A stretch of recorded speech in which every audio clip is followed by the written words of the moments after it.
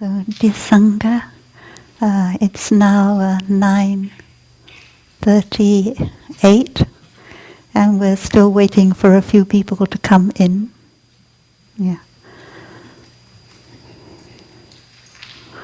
And the Dhamma talk begins at 9:30.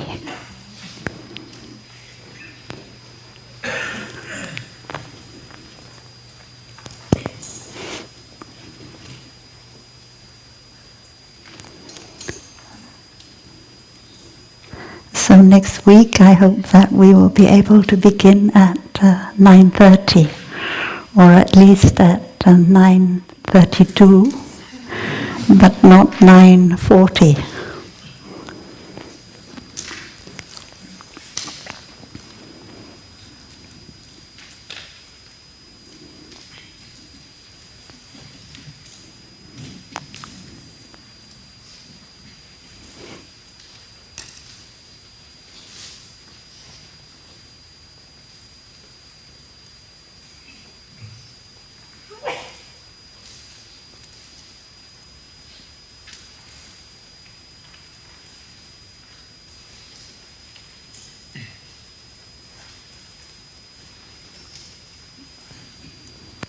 Most respected Thai, dear Sangha, today is the 26th of September in the year 2019, and we are in the Assembly of Stars Meditation Hall on our monastic day in the 3-month rains retreat. And we shall begin by listening to 3 sounds of the bell.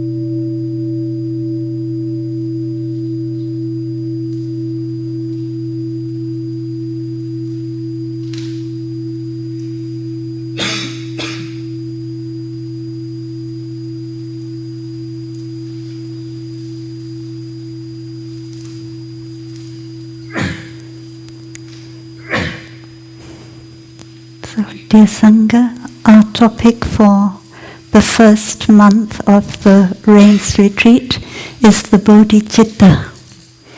And the second word of Bodhicitta is Citta, meaning mind. So I would like to look at the teachings of the Buddha on the mind. Yeah. In the Source Buddhism Sutra. So I remember when I was inaugurated as abbess in the Green Mountain Dhamma Center, Thai gave me a gatha. Actually, that gatha was not originally written by Thai. You can see it on the left-hand side of the board at the top, and it's written by a monk whose name is Tantu Sheng Siu. But I didn't expect Thai to give me a gatha at all. I thought when you receive the Dhamma lamp, you would receive a gatha.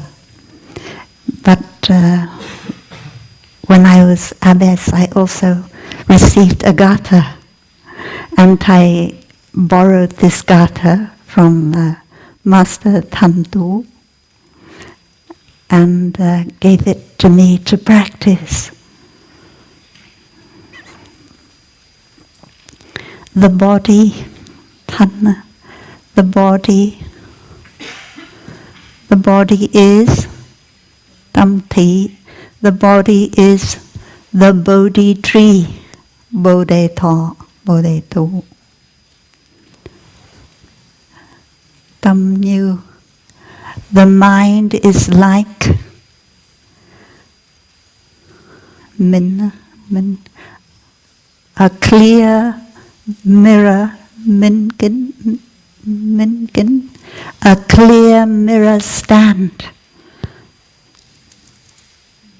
At all times, Thai, Kan, diligently polish it. Do not let the dust,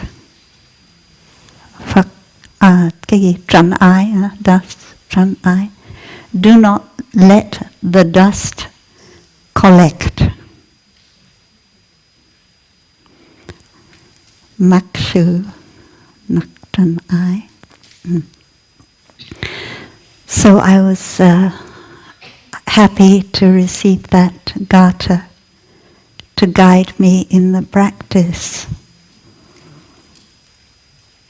They made up a lot of stories about this gatha and about the master Huineng,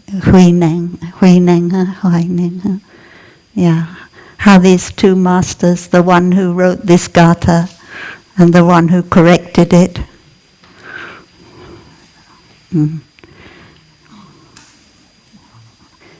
But those stories were made up afterwards. That didn't really happen. This gatha is very down to earth. It's about our daily practice as a monk or a nun. I'm very happy to see that we have aspirants with us who are soon going to receive, I think, the novice mindfulness trainings. And so I thought I would share this with you. So how do we practice diligently to keep the mirror from having dust collect on it? That is to keep the content of our practice and not just the outer form. When you ordain as a monk or a nun, you receive an outer form, and that is your shaved head and your robe, your brown robe. And we know that this outer form, it also has a content, an inner significance. And shaving our head means to be able to remove our afflictions, transform our afflictions. And we say that the afflictions are countless. There are so many of them, but we vow to end them. And each a hair on our head is many, many, many. Mm-hmm. So we want to be able to end our afflictions, transform our afflictions, and then help others to do so. And that is why it's very useful to put your hand on your head and to feel, oh, I'm a nun, I'm a monk, to remind you. And just as Thai remind the lay people when they receive the OI jacket, the Order of Interbeing jacket, that this brown color is the color of humility and the color of inner silence, the silence of our mind. So whenever we put on our brown robe, we also remember to come back to the silence of our mind. And not to let our shaved head and our robe just become outer form without content. And that is a practice that we need to do at all times, every day.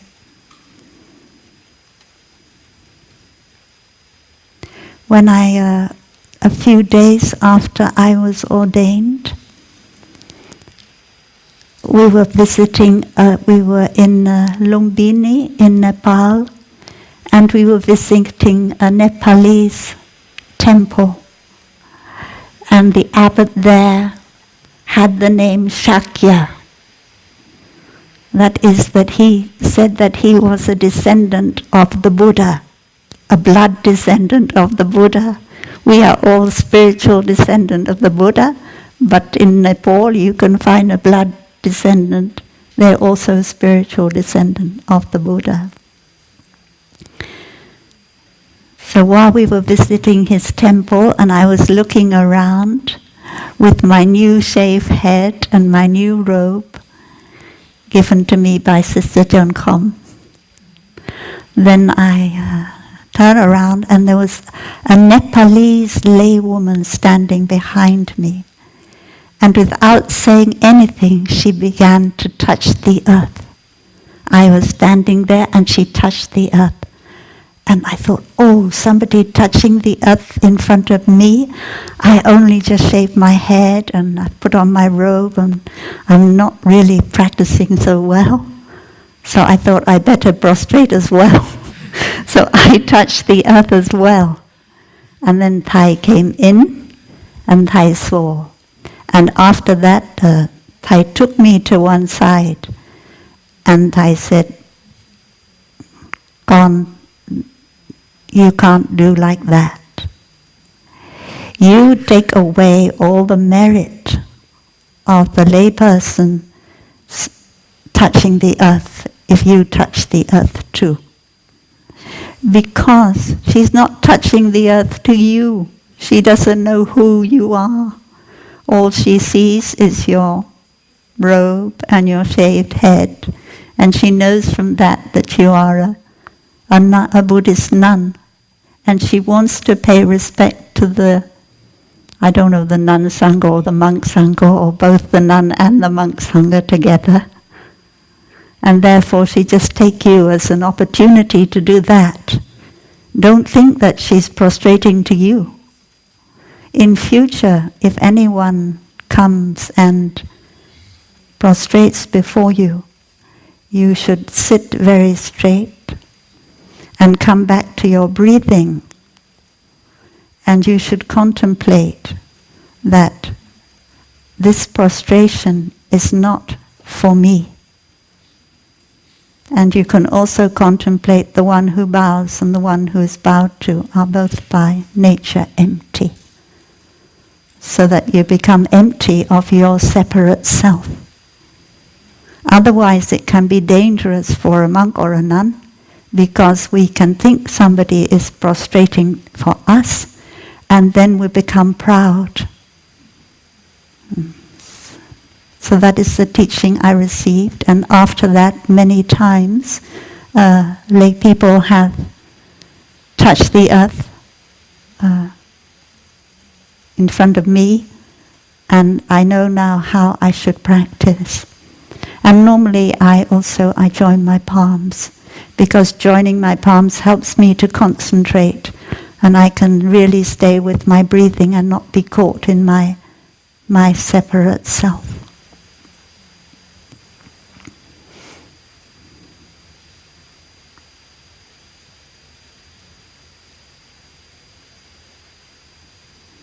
So I want to keep alive the content of the monastic practice, And therefore, because sometimes it slips, it's not that it will stay alive on its own, that I really need to be aware of my shaved head, and I need to be aware of my robe, and look at them and feel them when my practice is slipping a bit, in order to remind myself.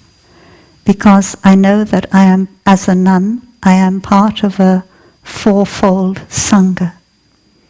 And if you know about the 10 reasons for establishing the pratimoksha, the bhikshu precept, the bhikshuni precepts, you will know that 2 of them have to do with lay people. So we practice so that, well, they could also have to do with the monks and the nuns.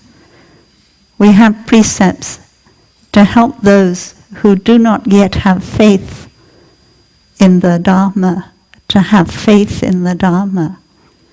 And the other one is those who already have faith in the Dharma, so their faith can be stronger. So that is also something that I have to remind myself, that if the lay people are to have faith in the monastic Sangha, that depends on my practice, not just mine, but a little bit of my practice. So I don't want to let them down. They have certain ideas of what a monk or a nun is, and sometimes their ideas are correct, and sometimes they may be incorrect. But I want the correct ideas. I want their faith to be upheld in the monastic Sangha, and in that way their faith is also upheld in the Dharma.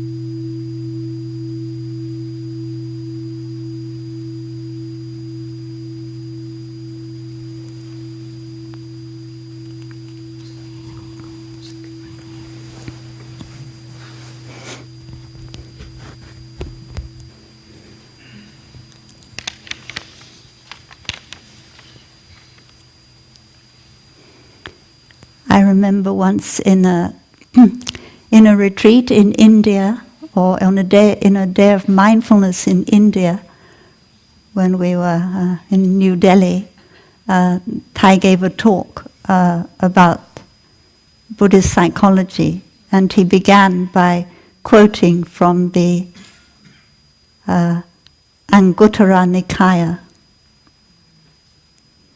Tangji Bo. And and this is the quote: "Monks, I do not see any one thing which, when it is uncultivated, is as unmanageable as the mind. An untrained mind, monks, is unmanageable." So this is the first chapter of the Anguttara Nikaya. It's talking about one thing, and the one thing here is the mind, Citta. And the word uncultivated, an uncultivated mind, it comes from the word bhavana. Bhavana means the practice. So we translate it as untrained. untrained mind, a mind that has not been trained in the practice. I'm not quite sure how it's translated by Thai Min Chao. Anyway. And then there's the other word, unmanageable. Unmanageable means you can't do anything with it. It comes from akamina, akamania, and kama means to do, an action. You can't do anything with your mind if your mind is not trained. So in the Sanskrit version, it says, I don't see this one thing that is completely unmanageable and hard. It's not soft. It's not pliable. It's like something you can't do anything with it. You can't bend it. So these verses from the Dhammapada, they're a little bit talking about managing your mind, about training your mind so that it becomes something you can do something with. It doesn't do something to you, pull you away, but you can actually bend it, think what you want to think with it. But that depends on a training which we call bhavana. And basically, we all know what that training is. We all know how to train. We've been taught how to train our mind with the 4 establishments of mindfulness, the mindful breathing, the mindfulness in all our activities in the day, the use of the gathas when we do things. These are all ways of training our mind. And when our mind is trained, then we can do what we want with our mind.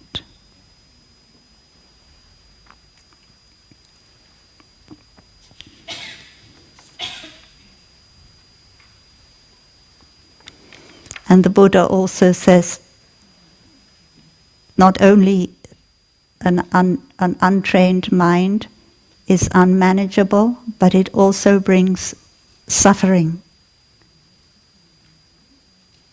And it's also not possible to tame it.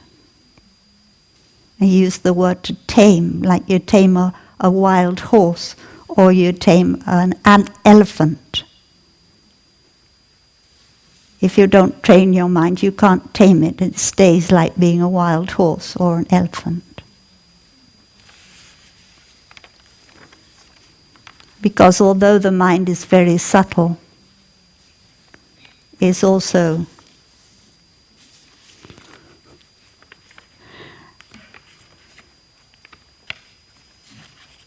I want to read a quote from Gerard Manley Hopkins, English poet of the 19th century.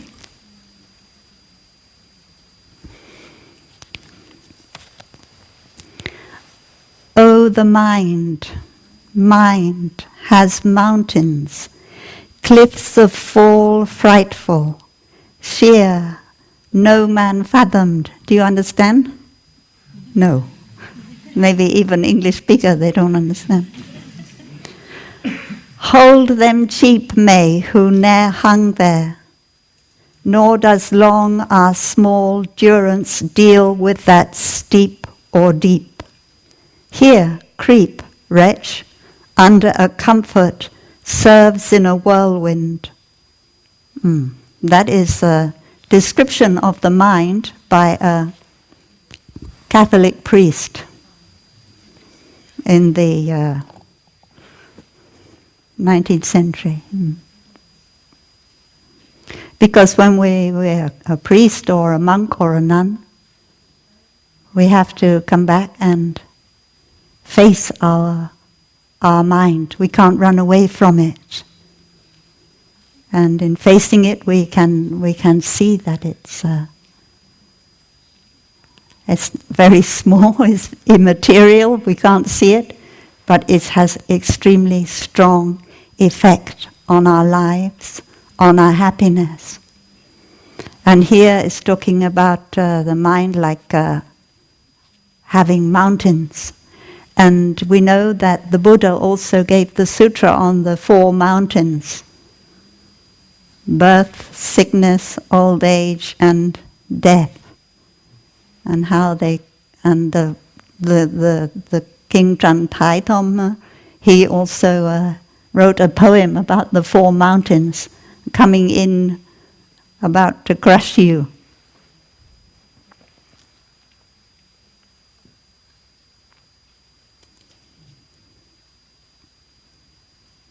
So normally you walk along this poem thing, you walk along the top of the cliff, and you're on the path, you don't have anything to be afraid of. But you look down, and then if the cliff begins to crumble under your feet, and you catch hold of a branch, and you're left hanging there, yeah, sometimes you're very afraid. And they talk about that kind of fear. Your mind can produce that amount of fear, as if you were hanging over a cliff. And people who've never had that fear, they won't be difficult for them to understand it.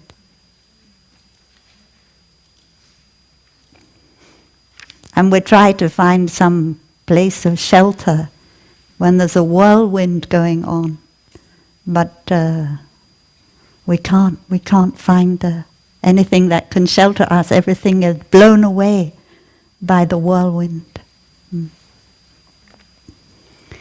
So now I will invite, đi đâu rồi? Sister Chỉ Nghiêm.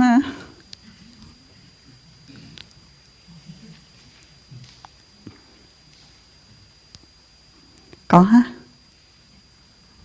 Đang hiding away over there.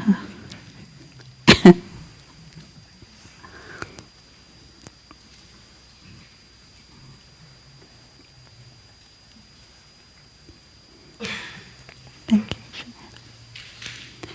Ý là đại dương sâu. The mind is a deep, deep ocean. We talk about a mountain now. We talk about an ocean. Thank you, Joanne. Muốn đứng hoặc được ngồi được không? Yeah, yeah. Sister will sing for us the last part of the song. The eyes are a deep, deep ocean, and today we're talking about the mind. And here we're using the word ý, sometimes translated as thought, rather than tam, citta, but they come down to the same thing.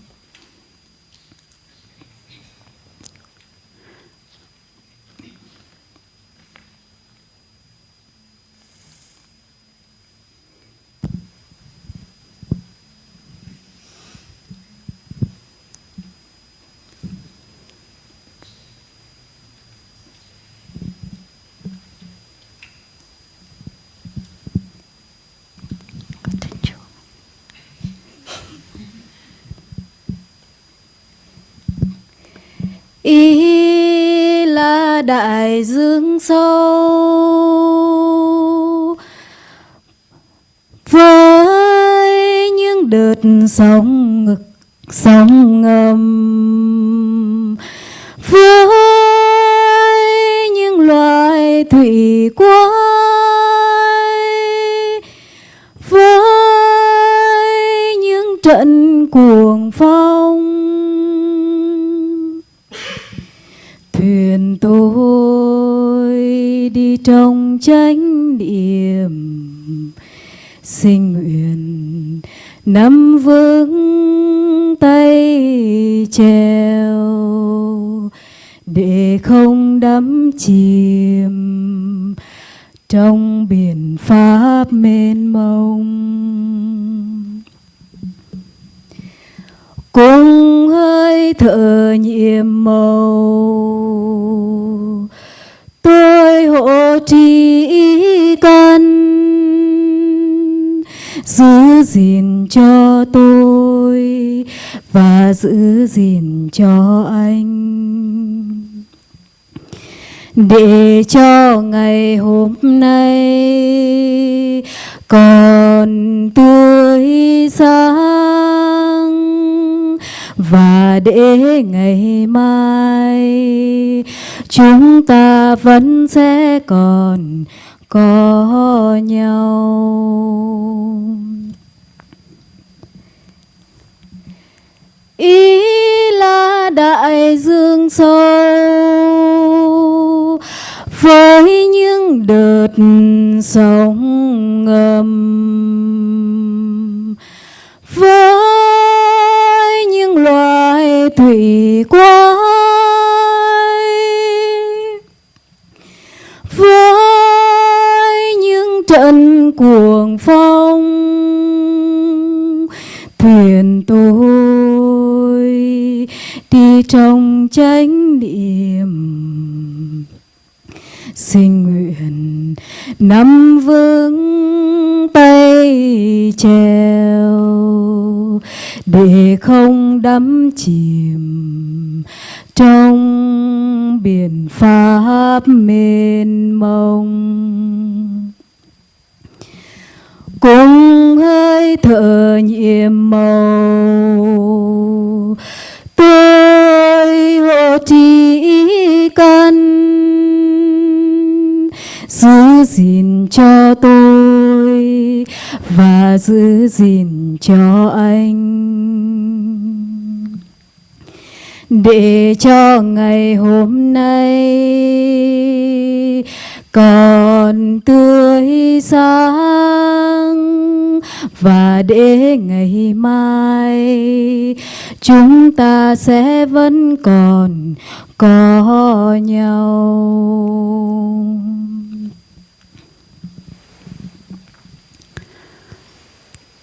The mind is a deep, deep ocean, with whirlpools and violent winds, and currents beneath the surface, and sea monsters deep within. My boat sails in mindfulness. I vow to hold the tiller firmly, so that I do not drown in the ocean of dharmas. Using my conscious breath, I guard my mind for your protection and for mine. So today continues to be a wonderful day, and tomorrow we still have each other. Thank you. Thank you, Sri.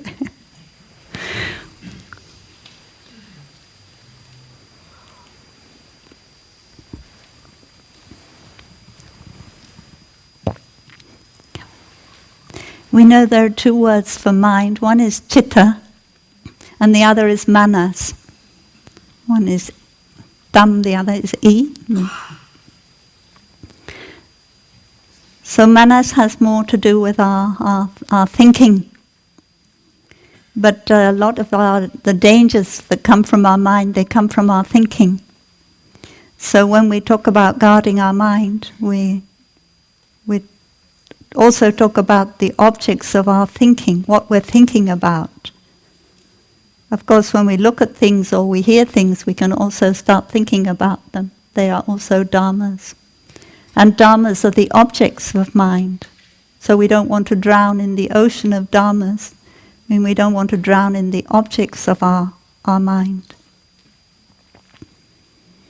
Yeah, there are other sutras of the Buddha that talk about how we practice guarding our mind, and the dharmas being being empty of a separate self. I hope we have time to look at maybe some of those sutras later. But today we want to look at the Dhammapada, the Chinese Dhammapada. So I will say a little bit about the background of the Chinese Dhammapada. I think most of us have probably read the Pali Dhammapada.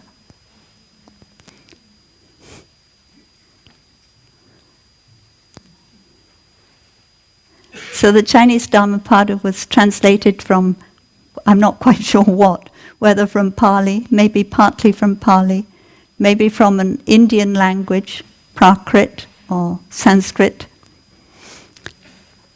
Anyway, I'm not sure, but anyway, it's translated in about 220 something of the Common Era. So very early on, before the other, like the Majjhima Nikaya, they were translated much later on, 100, 200 years later. So when that happened, there were not that many translators around. The first really famous translator is called An Te Gao. I don't know what it is in Chinese, An Shi Gao. Yeah, An Te Gao. Yeah, he's mentioned by Thai in the book about Master Tang Hoi. So, but after him, there was kind of difficult to find a good translator. And there's another good translator came along later called Ji Kiem. Ji Kiem.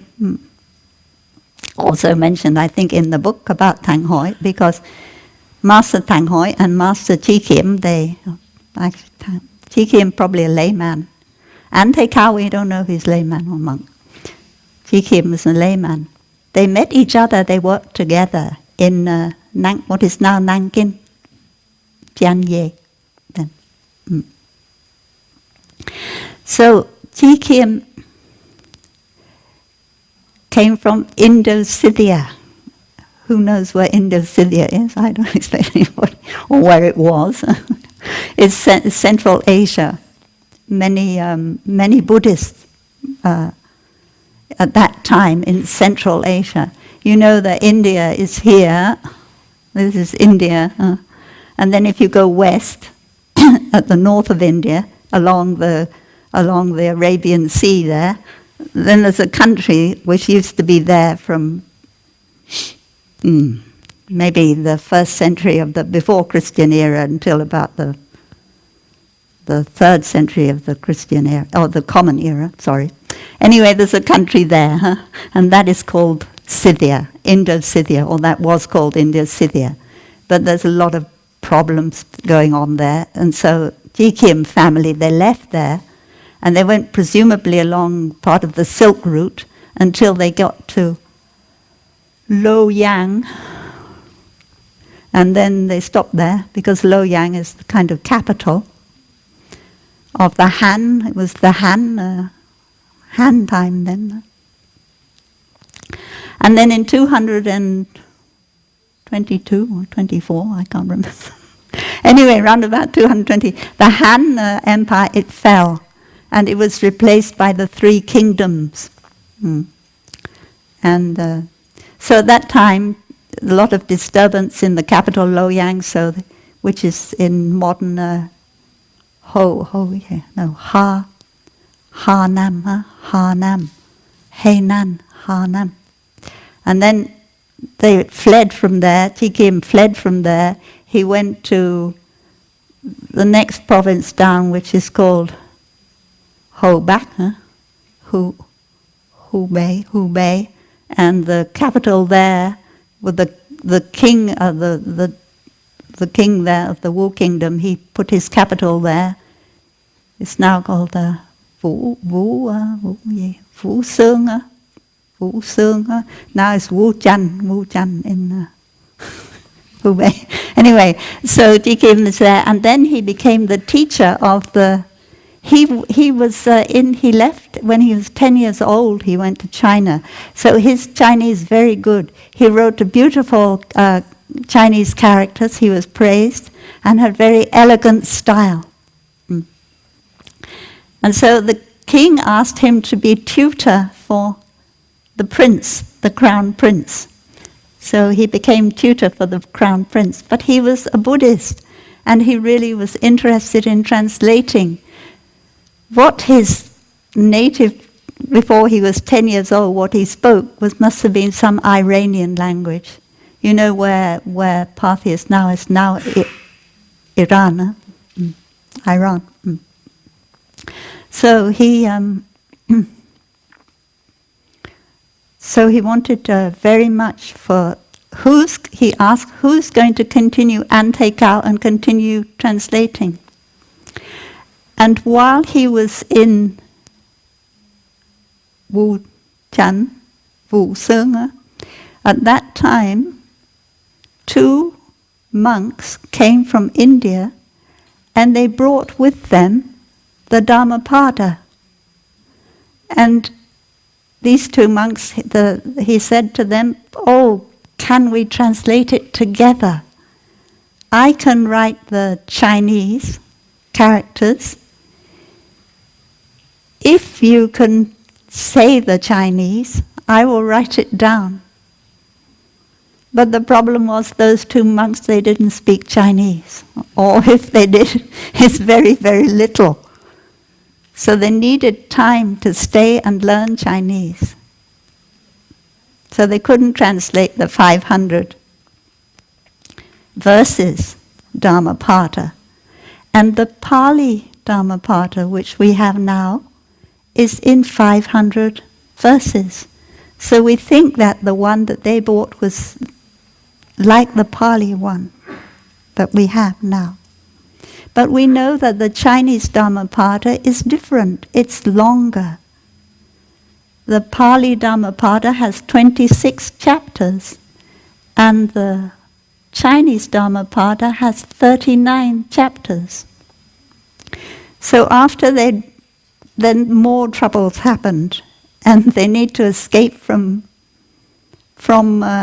Wujian, go south again. They always go south. And at this time, many other people were also fleeing south, like Mao Tzu, who came, and some of them went as far south as Yao Chao, which is now North Vietnam, and they stayed in North Vietnam. But some of them stopped in the place, in the province which is now called Jiangxi, where the capital was Nanjing. Nanjing. So they came there 2 years later, and once again, these 2 monks, they came back, these 2 Indian monks, and according to Thai's interpretation of the preface to the Chinese Dhammapada, which I think sound to me very correct, that Tang Hoi brought these 2 monks to Chi Kiem, because at that time in Nanking, Tang Hoi was there, Chi Kiem was there, and these 2 monks had also come there. But this time when they came, they brought some more Dhammapada with them, another 13 chapters. And whether that was from Master Tang Hoi, he had them, we're not quite sure where they came from. Whether they came from Sarvastivada school, or whether, we don't know. But these 13 chapters are not in the Pali Dhammapada. So now the Dhammapada is 700 and something verses and 39 chapters. So at that point, Chi Kim really wanted to translate it into Chinese. But his Sanskrit or Prakrit or Pali, I don't know which, is not very good. And these 2 monks, although one of them, the younger monk, he has learnt some Chinese by now. The older monk, he hasn't. He's just there On the translation team, they have 3 people now. The younger monk, the older monk, and Chi Kim. I don't Master Tang Hoi, maybe he's busy translating other things. He doesn't seem to have been on the team. So, the older monk was there to give spiritual support, make sure they kept the 5 manners and give advice from time to time, but he really wasn't up to doing any translating work. So one of the pieces of advice he gave, at one point, Chi Kim said, "This Chinese is not very polished." The younger monk was reading Chinese, his Chinese was not very good. And Chi Kim was writing it down. He said, "It's not very polished language." At which point the older monk, he intervened, and he said, the Buddha didn't care about whether the language is polished or not. All he cared about was the meaning of the Dharma. So please, continue. So they continue. All this is told in the preface, which is in the Chinese canon to the Dhammapada. And the preface was written by Chi Kim. Chi Kim. So, Chi Kim is a bit apologetic in the preface. He says, the Indian language, and he doesn't say which Indian language, the Indian language and the Chinese language are so different from each other. It's so difficult to translate the one into the other. And therefore, at some time, we had to give up. And we left things out because we could not translate them. Either the Indian monk didn't have enough Chinese, I think that's possible, to explain what was happening. So Chi Kim didn't know what to write down, so they had to leave certain things out. And this chapter, which is called the Tam Y Pham, the chapter on the Tam Y, the mind and the thinking, is the equivalent to the Pali Dhammapada chapter, which is called the Citta. So we will look, I don't want to compare them because it may be a headache for you to have to listen to Pali and then listen to Chinese, I understand. But I think that what I will do is we will look at the Chinese first, and when we've looked at all the Chinese, we will look at the Pali. And then we can see how but some places in the Chinese I can understand better because we have the Pali.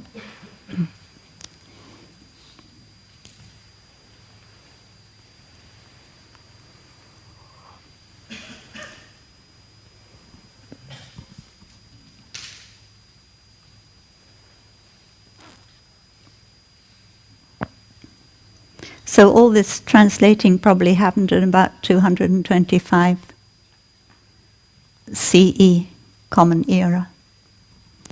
And at that time, there really wasn't a way to translate certain terms. And so one of the things that made it difficult for the translator and difficult for Chi Kim was that certain technical terms, Buddhist terms, in Sanskrit, they didn't have any equivalent yet in Chinese. So when the Indian monk, the young monk who was reading, was translating, he got to one of those terms, he would just say it with a Chinese accent, the Sanskrit with a Chinese accent, and Chi Kim didn't know what to write down. So Chi Kim and Master Tang Hoi, one thing they had to do was to develop technical terms in Chinese which could translate the Sanskrit terms. And they used sometimes they used the Confucian technical terms, or they used the Taoist technical terms to do that.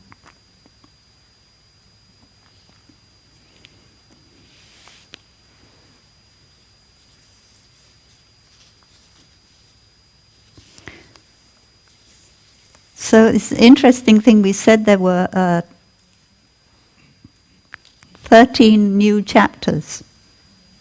that were added to the Chinese one.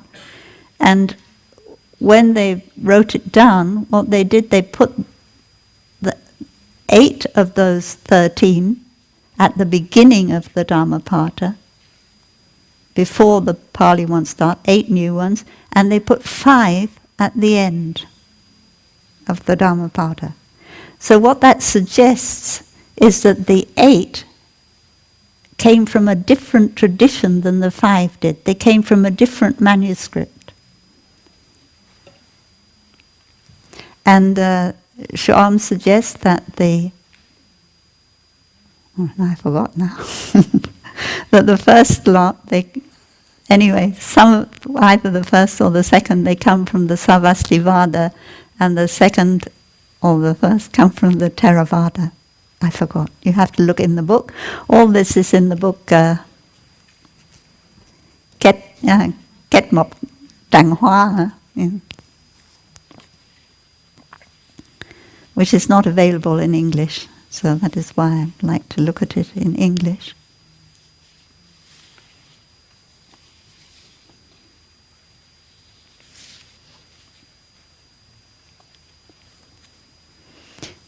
So the Dhammapada is not a sutra like the sutras that begin with Ananda saying, "Thus have I heard. At one time the Buddha was staying in Shravasti," and so on.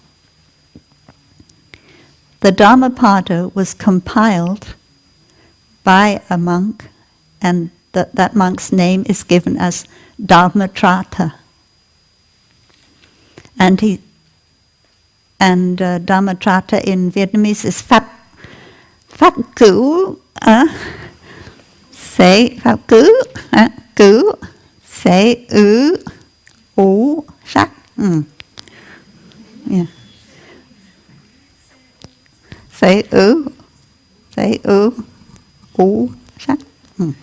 Okay, that is Dhammatrata in Vietnamese. And so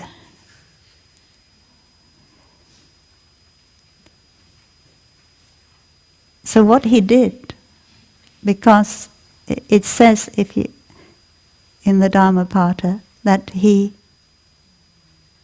was able to go into that great ocean, the ocean of the sutras, and pick out the essence and put it in, it is not already in verse, put it into verse to help beginners in the practice be able to grasp the essence of Buddhism. So if you think about the canon, the Pali canon, the Chinese canon, how vast it is, how big it is, you can see that to be able to do that, to be able to take out the essence and put it into 700 verses, that is a wonderful thing to do. Whenever I pick up the Dhammapada, I feel really grateful that someone could do that. And he said that if a beginner in the practice, you just ordain and you don't read, you don't study that, it's like you skip one of your early lessons.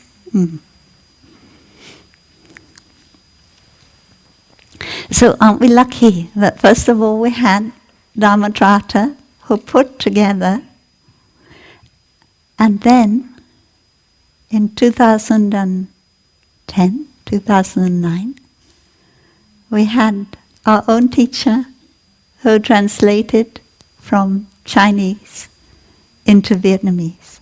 And we really need that because it's very difficult to understand. The first problem, like we said, it was difficult for them to translate. But the second problem is that you look at the Chinese verse, 1, 2, 3, 4 words. And sometimes in Pali a very long sentence. And they have to put it into 4 words. So that means it's extremely condensed. And that makes it difficult to understand.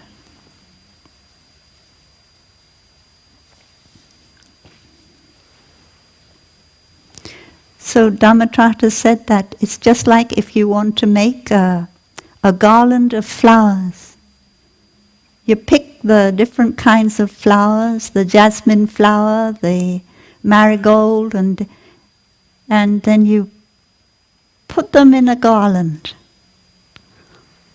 And that is what the Dhammapada does. It takes out the most beautiful things in the Buddha Dhamma and puts them into a garland for us to be able to enjoy.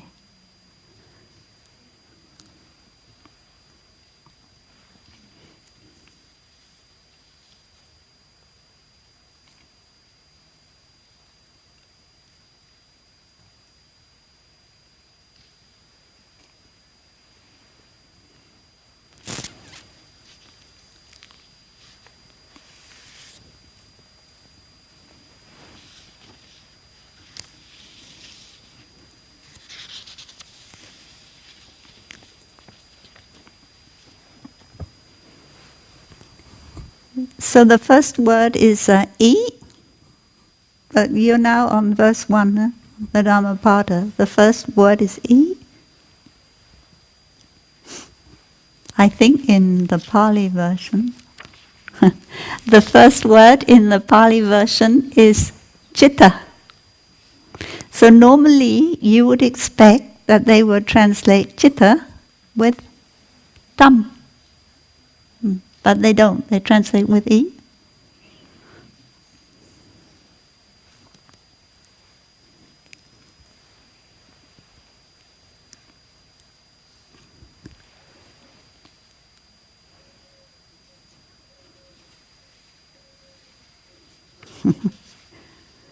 So we have the idea that the mind is restless. It's not able to stay where we want it to stay. It goes off somewhere else. We don't want it to, but it'll just go off on its own.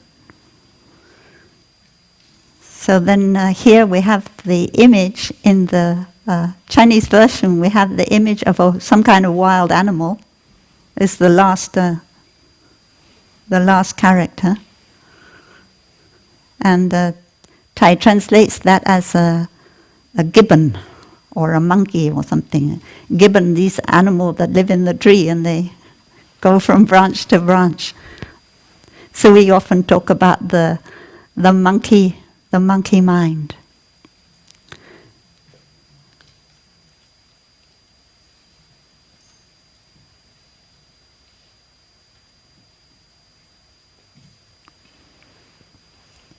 So in the second line, the first word is difficult.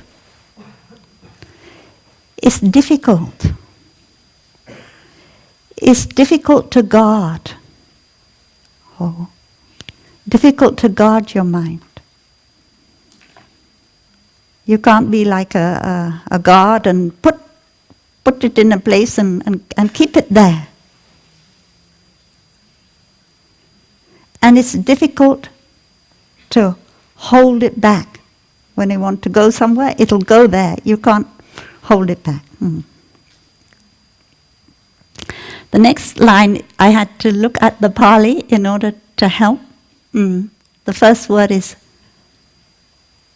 the word prajna in Chinese.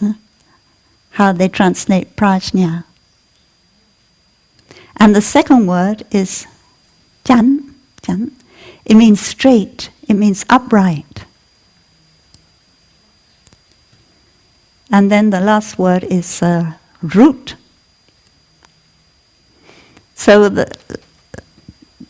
literally we just have the word prajna, we have the word straight, and we have the word root. The word ki doesn't really mean very much.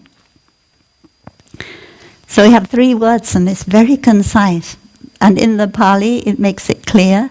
And the word prajna, here it represents someone who has prajna, someone who has wisdom, medavi, someone who has wisdom. And then the word chan means straight. as opposed to bent, it means straight.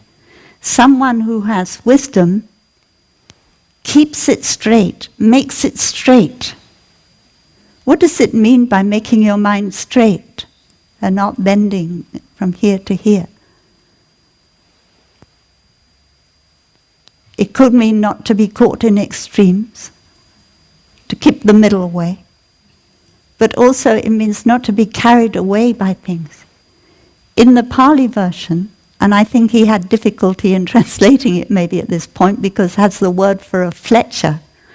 Maybe you don't even know what the word fletcher means in English.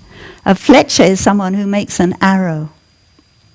So when you make an arrow, you have to keep it very straight and don't let it go, otherwise when you shoot it, it won't go where you want it to go. So that's the word, someone who has wisdom will keep it straight, will keep the mind straight. Don't let it wander and go off in many directions. And here we have the word root, from the root. Yeah. That means not just the intellect doing it, but the whole of your mind doing it. And the last word is not, the last sentence is not in the Pali at all. And in his explanation of this verse, Shu'am says that this verse is Tam Tin Bang Tin. It's talking about the nature of the mind is originally clear.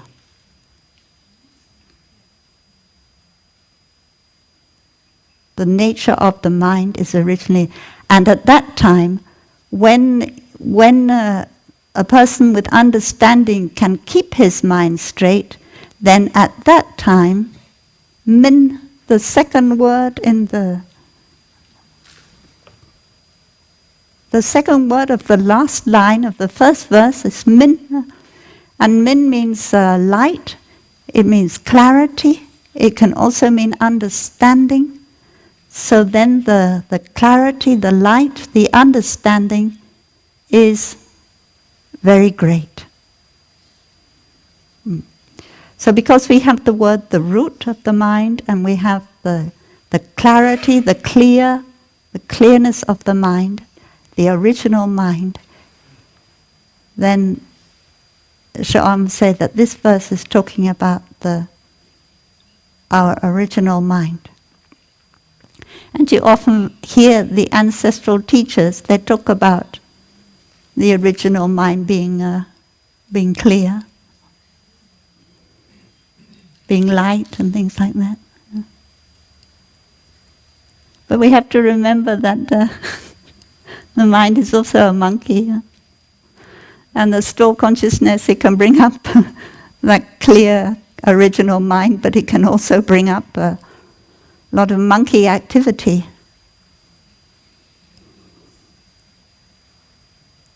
So the thing for us to do is not to keep looking for the original clear mind, but to be able to handle the monkey activity, to be mindful of it and to bring the mind back to the present moment, the here and the now.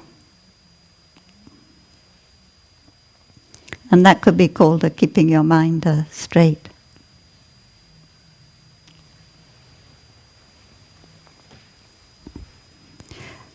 Mind behaves like a monkey. It is difficult to guard or hold back. Someone with understanding can straighten it from the root, and then it is immensely clear.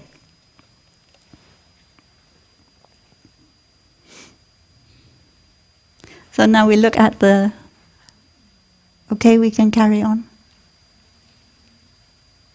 Okay. We go to the second verse. Okay. Citta.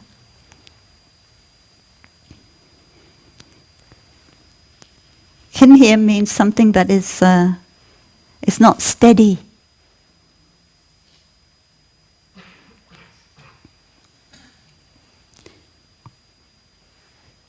in Tao.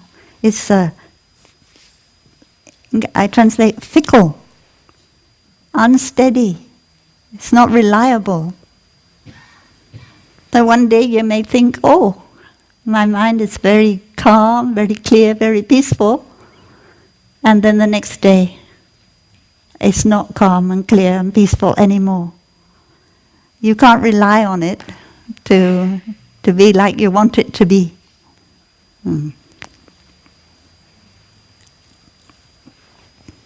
None, you got the word difficult again. Maybe difficult to grasp. Difficult to grasp. I think that's how Shuam translates it. Huh?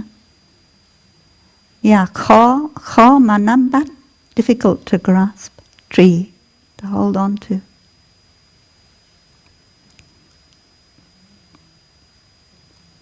And then the next line, it says, the last word means to follow in the second liner.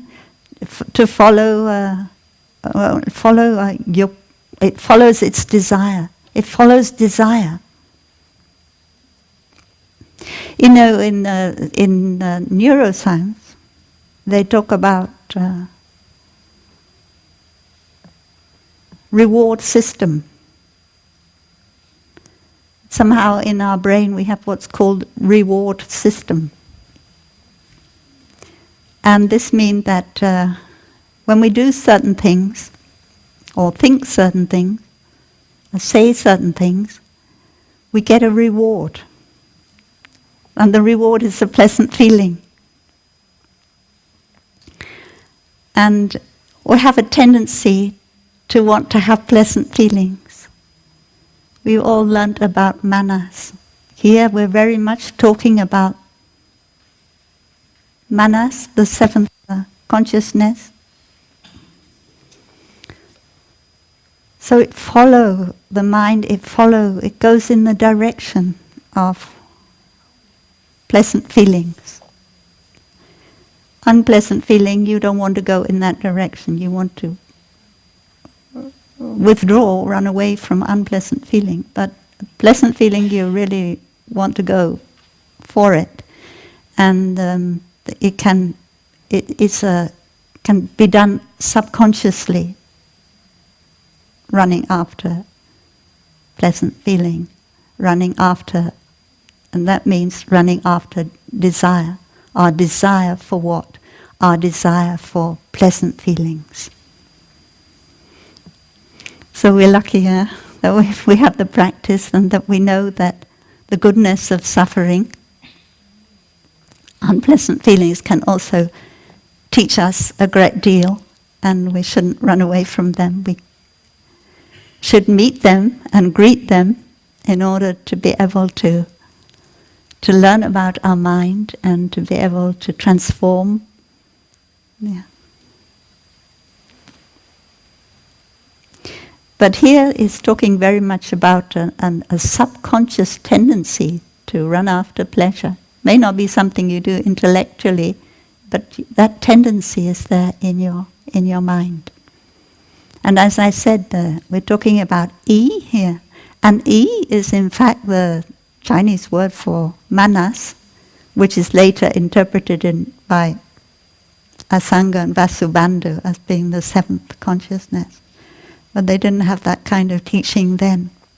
But still we can see the connection between the manas consciousness and the yi.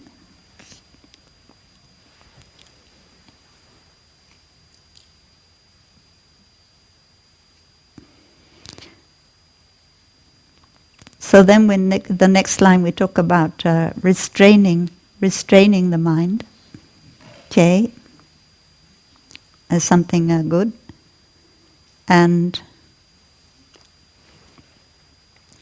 the last line, ourself, being able to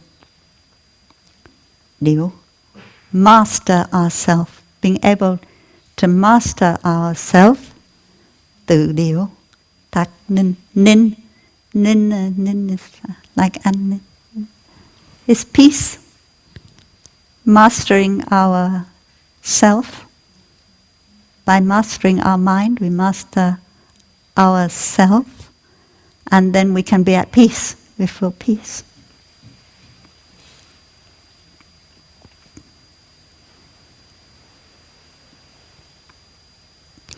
Mastering our mind, ourself, there is peace.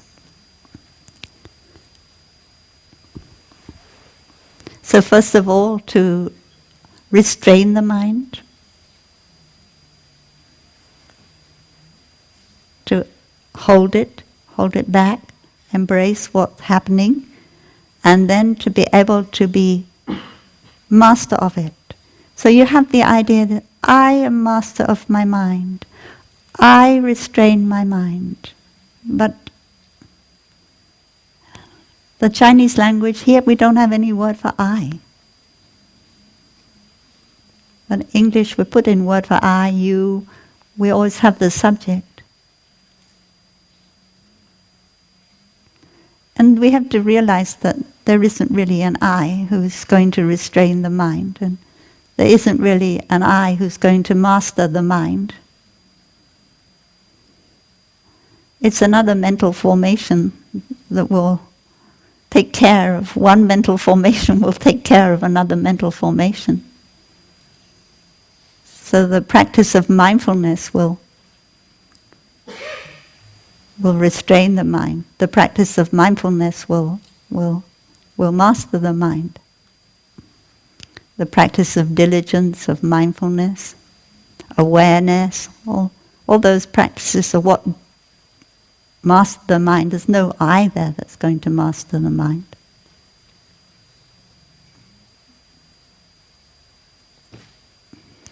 We do have the word for oneself. So language is very subtle. The word oneself here can just remind you that nobody else can do it for you.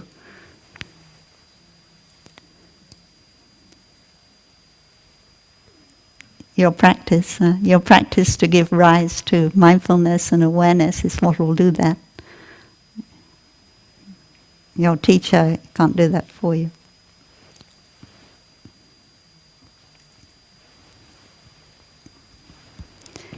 Fickle, unsteady, hard to grasp, only following desire for pleasure.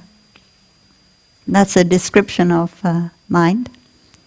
If one can restrain the mind, of oneself master it, there is peace.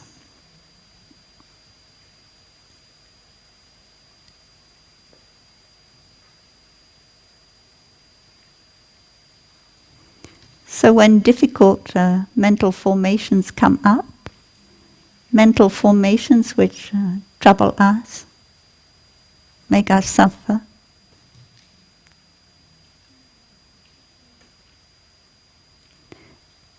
to be able to recognize what is happening, to be able to name the mental formation that is making you suffer, to be able to breathe mindfully, to recognize and accept it, that is what is meant by restraining. And with the continued practice of restraining like that, then you will no longer feel that it's master of you, but that you are you. You are master of it. I don't know you. And then there is peace, even if it's still there, even if the fan is still going. The mental formation of peace is also there. It takes a little bit of time, patience. It doesn't happen like instant noodle soup, instant coffee. It takes time. But that is what we are doing during our daily life. we have time to do it.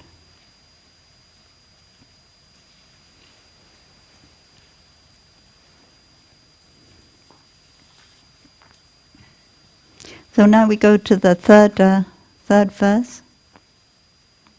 Again, the first word is the word for mind. You could almost translate it as thought, but we will continue to translate it as mind. And then you have the word difficult again. Every word in Sanskrit that begins with D-U-S or D-U-R means difficult something. So in Sanskrit you have that word a lot, and then luckily the translator, he saw that, he knew the word for difficult. The young monk who's translating, he held or put it on a table in front of him, the Pali, the Sanskrit version, and he would read it and he would say out loud what it meant to him. And then, of course, it had to be put into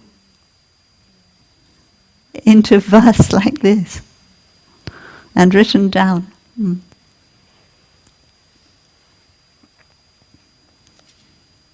So, the mind, difficult, and the last word is the verb to see. It's invisible. The mind is invisible. You can't see it.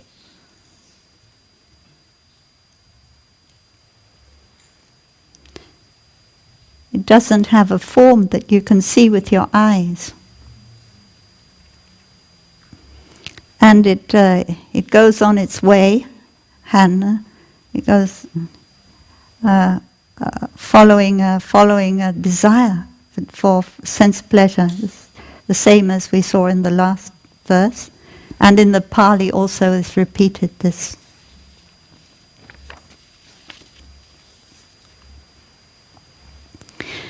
And so now we learned from the first verse already, when we see the word prajna in Chinese, the word dui, we know that that word means someone who is wise.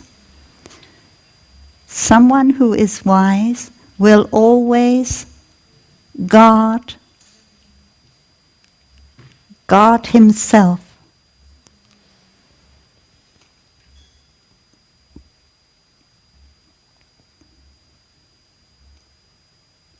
And therefore is able, the last line, is able to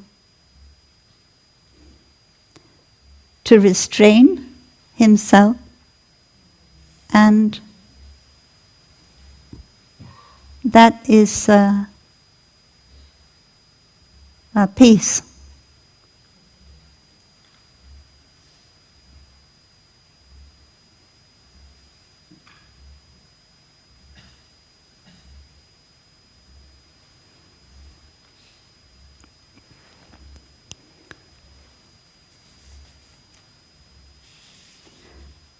The mind is subtle. Is very subtle, hard to see. Following desire is its way.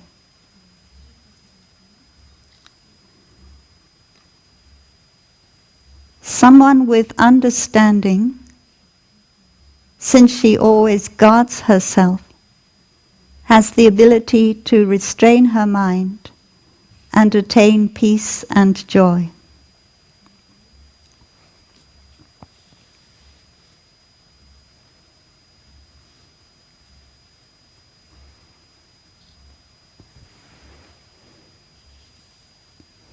Now we look at the fourth verse.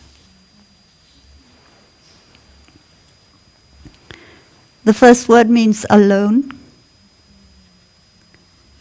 and the second word is to go or to act alone. And the next word means far, goes very far.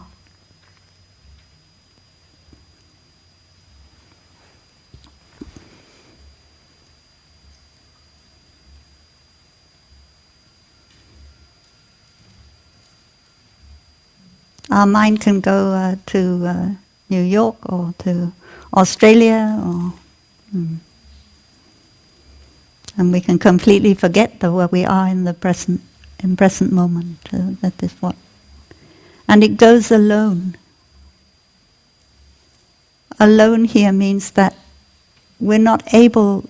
It goes without any positive mental formation to take care of it. It goes alone here means it doesn't have mindfulness going along with it. You say, "Oh, I don't need my friend mindfulness to come with me. I can go on my own."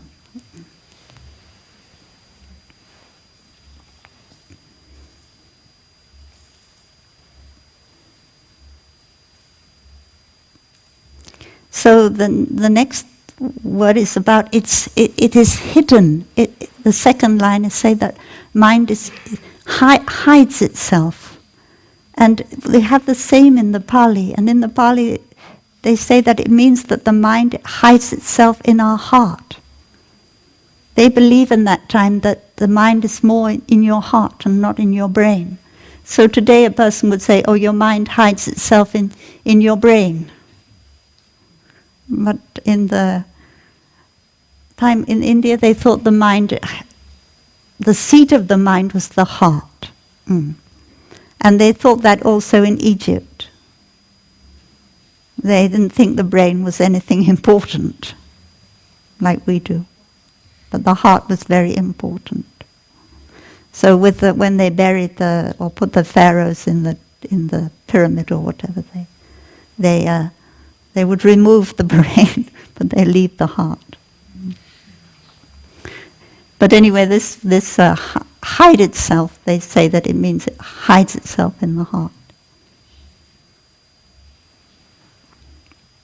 And then it doesn't have any form.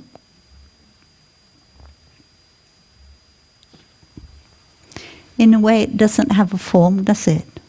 But we can recognize it in forms. We can recognize the mind in forms. We can recognize an angry person by their red face or something like that. And if you look at a flower or you look at the stars, you're also in a way looking at an aspect of your mind.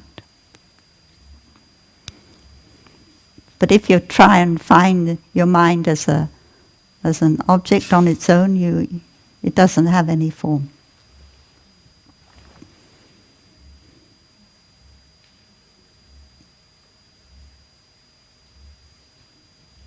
So you need to keep your mind close to the Tao, close to the path. Keep your mind close to the path, near to the path, on the path. The path here must mean the Noble Eightfold Path. Is the last word. Where are we? The fourth gata, the last word, Tao, of the third line. Keep it on the path, close to the path.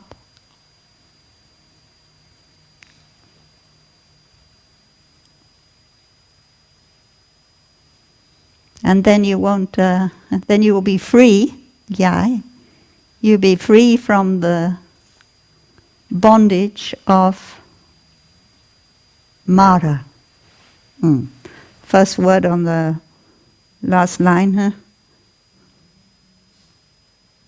of the fourth verse, it is Mara, Ma. And so you want to be free from Mara. And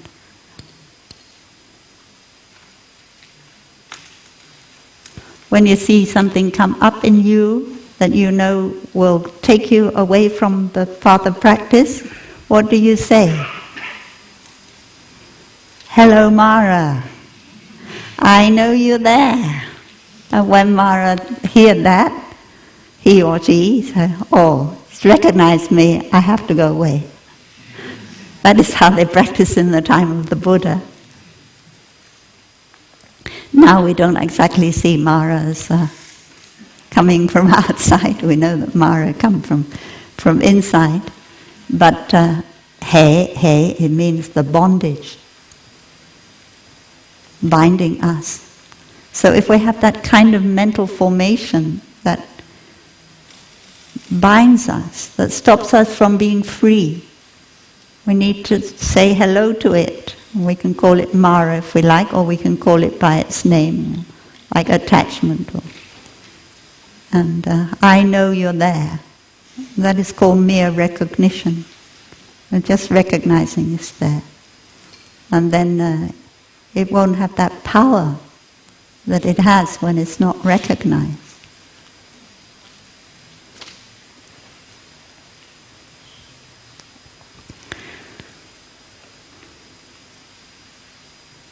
So the last word is of the fifth gatha is the word which means breath, but it also means, I think, am I right? Tức it means breath. Có phải không? Hơi thở. Tức hơi thở. Mean breath, but it also means relax. I think relax, peace.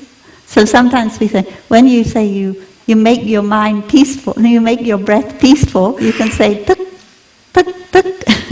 Use the same word twice. Yeah. Phải không? I'm not as expert in Chinese, so I have to be careful. Huh?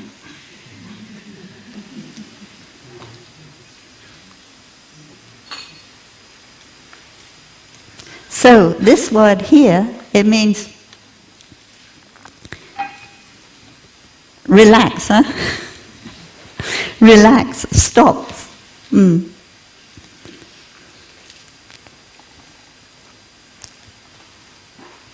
So, tam vô trụ. Okay, so your mind is not able to dwell. It can't dwell peacefully. Drishtadhamma sukha viharin. Viharin, huh? It can't dwell peacefully. So stop, relax.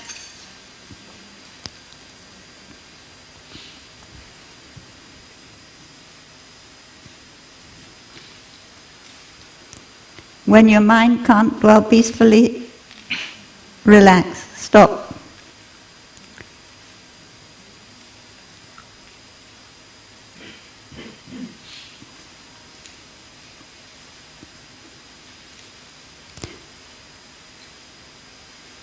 Vô trụ. I think, sorry, as I say, my Chinese is not very good. Okay. So the mind that cannot dwell peacefully is not able to relax and not able to stop. And therefore, it is not able, and therefore the next line, is not able to understand and then understand Dharma. Is not able to understand the Dharma. And some people might translate that as Dharma with a capital P. You're not able to understand the practice, the teachings of the Buddha. But other people might, because you don't have capital P in Chinese, other people might translate it as not able to understand the nature of things, how things are, phenomena. That is Dharma with a small p. And when Thai translated, he translated,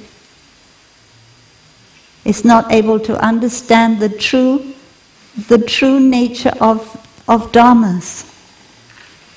So that is the deeper meaning, to understand things as they are. Just like when you have the calligraphy and say, this is it. That means, when you say this is it, it means you begin to have an understanding of how things are. What is happening, the true nature of what is happening. So you can also translate the Pali like that, at this point. So I think that is the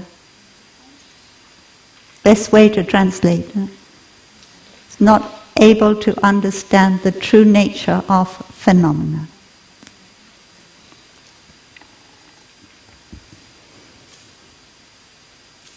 Me means ignorance.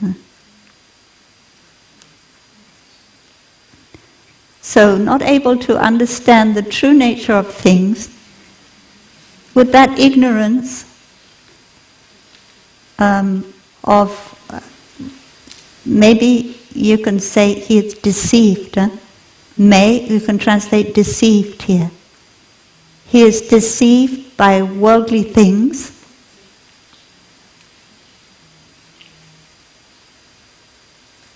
And he does not have, there is not right understanding.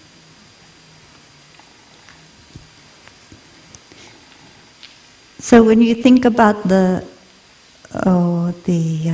Samidhi Sutra, not seeing the true nature of desire, he is deceived by the object of desire.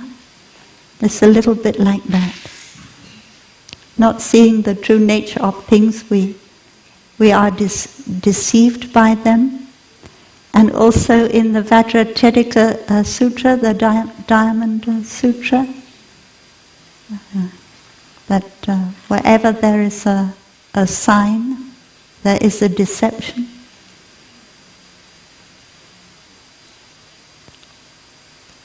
So this verse is about the essence of the Buddhist teaching on how the object of our perception is deceptive. We don't really perceive things as they are. And therefore we don't have right understanding.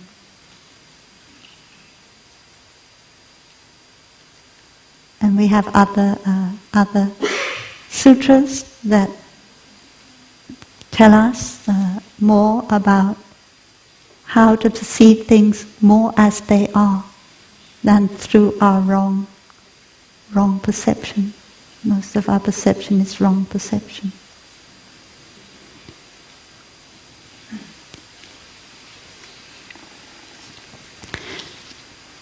So we've been sitting together, some of the senior Dharma teachers, in order to be able to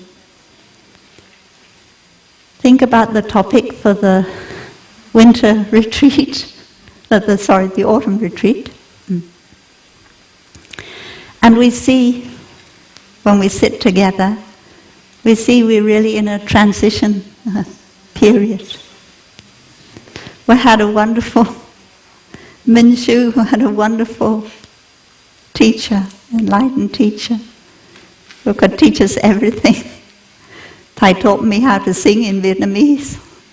They also taught me the deepest sutras. So, but really we don't have that one person anymore. We just have a number of us. And many of us are saying how we really need feedback from our younger brothers and sisters, so that when we give a talk or a presentation, we would really appreciate it if you let us know if we're going in the direction which is helpful for you, or if we're going in a direction that's not helpful for you, both ways. And I would really appreciate that, because I've been asked to give a number of talks on Thursday morning, and if I start today going in the wrong direction, I continue in the future, I'll go a very long way in the wrong direction. So please, if you have time to see me personally, or write me a note about the direction I'm going in and how I could do better, please don't feel shy. Thank you.